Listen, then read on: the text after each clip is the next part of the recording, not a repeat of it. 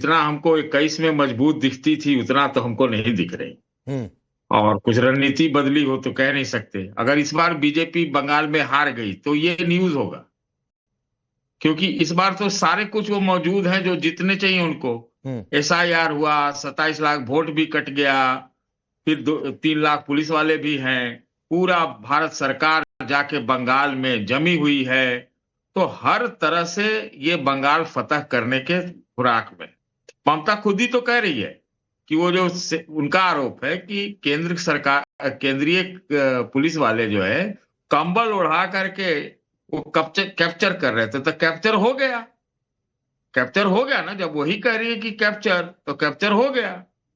तो ये है इस बार का। अब देखना ये है, एक ही चीज है जो मुझे समझ में नहीं आ रहा है कि यहाँ से दूर से आप नहीं पूछ सकते कि क्या बीजेपी ने कुछ बंगाली भाषा वगैरह सीखी, या हिंदी में ही वोट मांगते रहे, या हिंदी में वोट मांगने को बंगला वाले देते हैं वोट क्या? यही एक मेन रीजन। नहीं, आप तंज कस रहे हैं या अपनी भड़ास निकाल रहे हैं सर? नहीं, हाँ, देखिए, आपका काम है भड़ास निकालना, तंज करना। मैं तो जो सच्चाई वो बोल दे रहा हूं। हमको क्या मतलब है किससे? नहीं, बीजेपी के कई नेताओं को मैंने सर बंगाली में भी चुनाव प्रचार करते हुए वोट मांगते हुए देखा। आप कहेंगे तो नाम भी बता दूंगा। क्या? बीजेपी के कई नेताओं को बंगाली में प्रचार करते वोट मांगते भी देखा। आप कहेंगे तो नाम भी बता दूंगा। इसीलिए बोला सर, शायद तो आप तो या तो टाइमलाइन नहीं फॉलो कर पा रहे व्यस्तता के चलते। नहीं, हम काहे के लिए फॉलो करें? हम तो यही देखे कि झालमुड़ी तो प्रधानमंत्री जी ने हिंदी में ही मांगा। अच्छा है कि नहीं? बंगाली में मांगते तो कुछ होता, वो उसका बात है। मैं नहीं कह रहा हूं कि उनके नेता नहीं है जो बंगाली नहीं जानते हैं, लेकिन जो उनके शीर्षस्थ नेता है MAY, 4 मई, MAY, मोदी, अमित शाह और योगी, वो उनका बॉडी लैंग्वेज तो अच्छा है।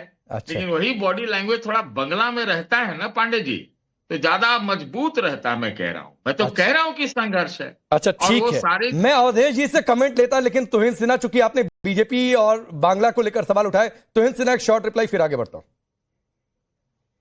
नमस्ते राकेश जी, सबको नमस्ते। देखिए, हमारा स्लोगन, जो परिवर्तन के लिए स्लोगन है, वही बंगाली में है, पलटानो दरकार चाहे भाजपा सरकार। तो सतीश जी शायद बंगाली नहीं फॉलो कर पाते हैं। आज से 1 महीने पहले केवल बीजेपी के सपोर्टर्स ये स्लोगन बोलते थे, आज पूरा बंगाल वो स्लोगन बोल रहा है। और आज टीएमसी की हालत कुछ उसी तरह की है, गुंडई के अभाव में जिस प्रकार से मछली की हालत जल से बाहर निकाले जाने के पर होती है। तो टीएमसी जो है जीवन के लिए तड़प रही है। परसों रात जो है डायमंड हार्बर, जो कि अभिषेक बैनर्जी का क्षेत्र है, वहां 9:50 पर हमारे पास वीडियो फुटेज है किस प्रकार से इन्होंने वोटर्स को डराने धमकाने का काम किया, वो भी पकड़े गए। बायरन विश्वास जो इनके प्रत्याशी थे पहले राउंड के चुनाव में, वो पुलिस को धमका रहे हैं कि अगर बंगाल में रहना है तो आपको हमारी सुननी होगी। ठीक है मानो भाई, आता हूं, जो आप दिखाइएगा मैं बिल्कुल उसको अपने टेलीविजन के माध्यम से दिखाऊंगा। लेकिन एक प्रधानमंत्री मोदी का कोई संदेश अभी तुरंत का आया है, जरा उसे सुनवाइए। ऑडियो मैसेज है, शायद सबको स्क्रीन पर भी रख सकते हैं। एक बार ऑडियो अप कर दीजिए। प्यारे भाइयों और बहनों, आप सबको मेरा नमस्कार। लोकतंत्र का हर महोत्सव बहुत पवित्र होता है। मुझे भी बंगाल के इस उत्सव में हिस्सा लेने का अवसर मिला है। बीते दिनों मुझे आप सभी के सामने बंगाल के विकास को लेकर, बंगाल के उज्जवल भविष्य को लेकर, बंगाल की युवा पीढ़ी के उज्जवल भविष्य के लेकर बीजेपी का जो रोडमैप है, उस रोडमैप को रेखांकित करने का आप सब के चलिए आगे बढ़ते हैं। ये मैसेज था, मैसेज और बड़ा है, थोड़ा सामने सुनवाया। अब मानव जायसवाल, आप दिखाइए क्या दिखा रहे थे। दूसरी बात है कि प्रधानमंत्री ने तो कह दिया कि 4 मई के बाद जो है हम ही शपथ ग्रहण लेंगे, बीजेपी का ही नेता लेगा। आपका उस पर रिएक्शन? दूसरी बात है, लग रहा है आप लोग की दबाव में है। सतीश केसिंग सर भी इशारा तो कर ही रहे।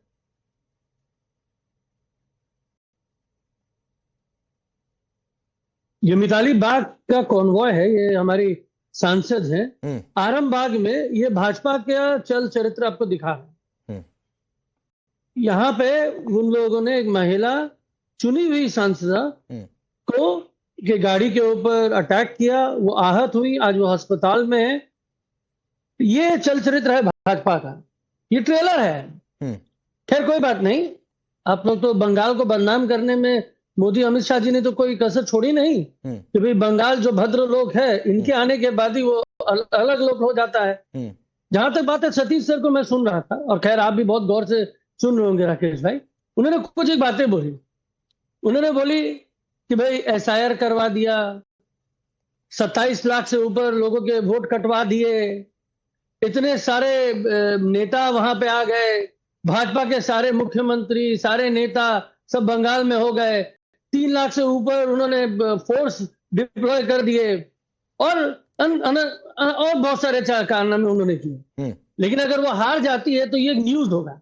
सर ये न्यूज नहीं होगा, ये ऐतिहासिक होगा, और इतिहास में दर्ज किया जाएगा कि इतने कुछ करने के बाद भी एक 5 फुट 2 इंच महिला, सफेद साड़ी, हवाई चप्पल, एक नारी, सब पर भारी प्रमाणित हो जाएगा। और ये मां दुर्गा की भूमि है, भवानीपुर काली घाट की नेत्री है ममता बनर्जी।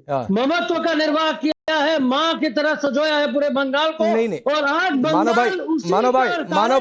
भाई सुनिए ना सर, वो सर सुनिए, वो मुर्शिदाबाद, वो संदेश खाली, हर जगह बहुत कुछ दिखा है सर, इसलिए नारी को लेकर डिबेट को सेंट्रल पॉइंट मत बनाइए। पहली तो बात यह है सर, और दूसरी बात है, सुनिए मानो भाई, सवाल पूरा नहीं हुआ। दूसरी एक चीज और बात है, आप कह रहे भाजपा के सारे मुख्यमंत्री हो गए, आपने भी दूसरे राज्यों में अरविंद केजरीवाल पहुंचे, दूसरे नेता पहुंचे ना प्रचार किया।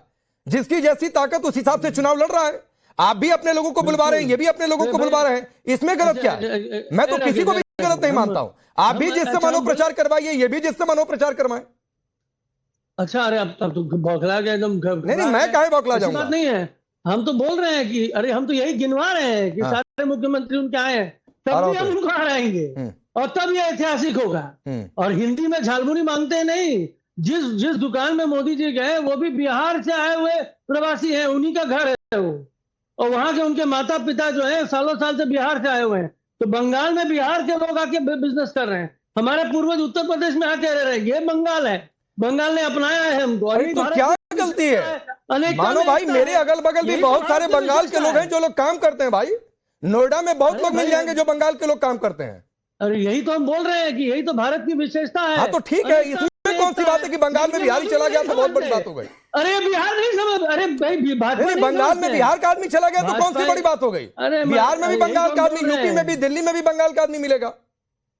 अरे यही तो हम बोल रहे हैं, ये तो हम भी बोल रहे हैं, ये देश हमारा है, हम हर जगह जाएंगे। तो लेकिन मछली खाने के लिए हमको टोक दिया जाएगा। बंगाली भाषा में बात करेंगे तो हमको बांग्लादेशी बोल दिया जाएगा। ये भी इसी भारत में हो रहा है ना। ठीक, अब यही तो आप भी बोल रहे हैं, हम भी इसी को बोल रहे हैं। अब देखिए सबसे बड़ी बात क्या है राकेश भाई, जो छवि आपको दिखाई जा रही है, जो मोदी जी बोल रहे हैं, आज कहीं उन्होंने बोला है तू मुझे वोट दो मैं तुम्हें आजादी दूंगा। कल बोला था। कुछ ही दिन पहले योगी जी आए थे, वो बोल के गए कि भाई तुम मुझे खून दो मैं तुम्हें आजादी दूंगा। विवेकानंद, स्वामी विवेकानंद ना वो वीडियो एडिटेड था, वो फेक वीडियो था।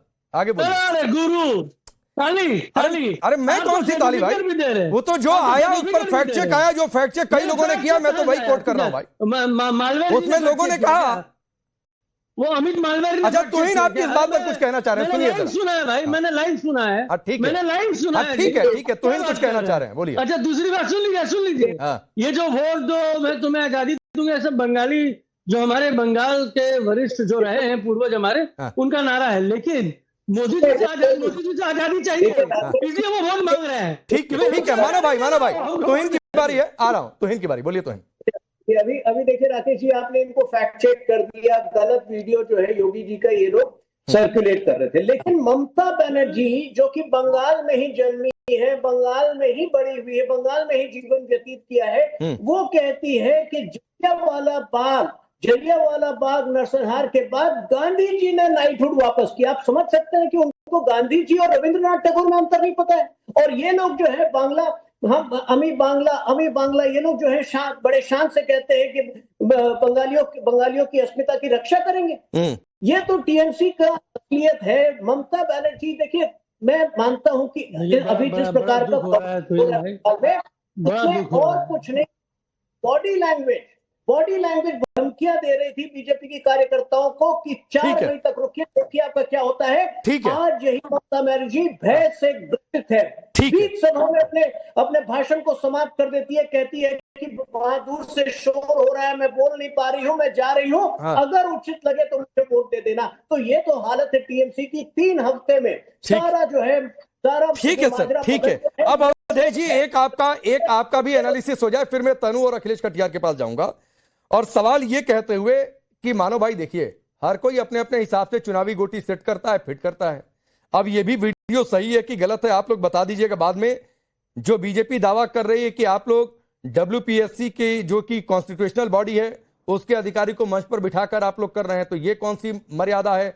जवाब इसका आप दे दीजिएगा, मैं लूंगा आगे। ये बीजेपी का दावा है अवधेश जी। लेकिन जो बात सतीश सर ने कही, दबाव भी बता रहे हैं टीएमसी पर, फिर तंज भी कस रहे हैं, आप सहमत हैं इससे?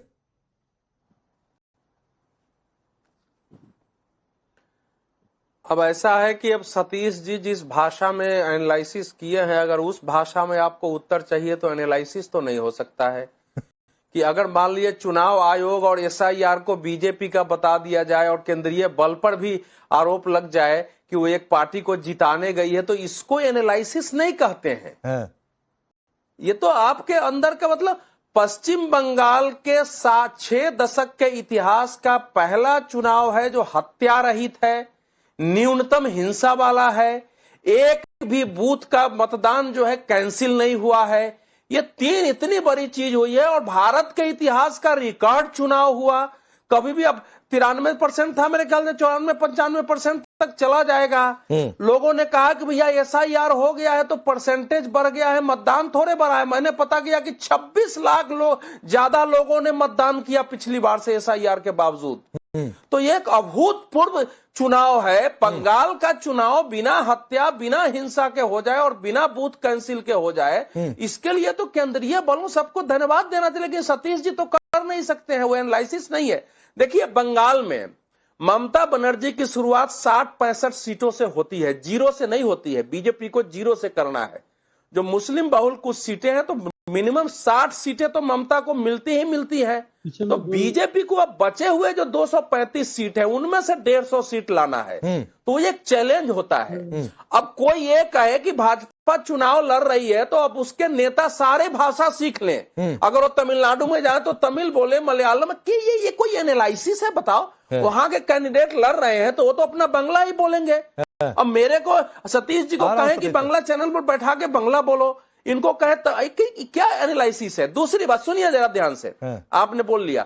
दूसरी बात मैं ये कह रहा हूं कि इस समय जो बंगाल की परिस्थिति है, जितने लोग खुल के सामने आ रहे हैं, हम लोग पहले भी बंगाल चुनाव में जाते थे, महिलाएं जिस ढंग से सामने आ रही है वो उसका संकेत वो नहीं है जो सतीश जी बता रहे हैं। चुनाव में जीत हार होगी, कौन जाएगा कौन आएगा, लेकिन एक असाधारण चुनाव है। 67 के बाद बंगाल में यह चुनाव हुआ है और इसका श्रेय जो जाता है, असर ममता बनर्जी भी मुख्यमंत्री है 3 बार की, एक शक्तिशाली नेत्री है, कोई जाके उनको दबाव नहीं, उनके पास भी पुलिस है, उनके पास भी स्टेट का फोर्सेस है, उनके पास भी सारा तामझाम और सारी शक्ति है। ये जो एक सहानुभूति की पात्र बनाई, ममता अकेले है। अरे भाई कैसे अकेले है?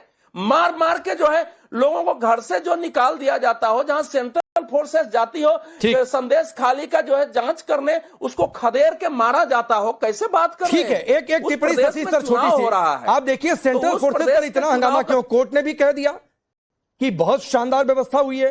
कांग्रेस के भी कुछ नेताओं ने कह दिया, अधीर रंजन चौधरी को मैंने सुना, वो भी ये कह रहे हैं। क्यों इतनी दिक्कत है? केजरीवाल कह रहे हैं आतंकी है क्या बंगाल के लोग? दीदी को इतनी दिक्कत हो रही है? देखिए मुद्दा ये है, मेरा यह कहना है, जिस तरह से अपने अवधेश जी कह रहे हैं तो हम यही मान लेते हैं उनकी बात, एनालिसिस, कि सर का फायदा जो है ममता को हो जाएगा। जब वो कह रहे हैं ऐसा, तो हम उन्हीं की बात को बता देते हैं, है ना। और दूसरा ये बात सही है कि कोई भाषा दूसरे राज्यों में जाके सीख नहीं सकता, जिसकी भाषा है उसी में बोलेगा। लेकिन जिसकी भाषा ही वहां की हो और जो जय बांग्ला और बंगाली अस्मिता का बात करता हो, तो थोड़ा तो एडवांटेज उसको रहेगा ना।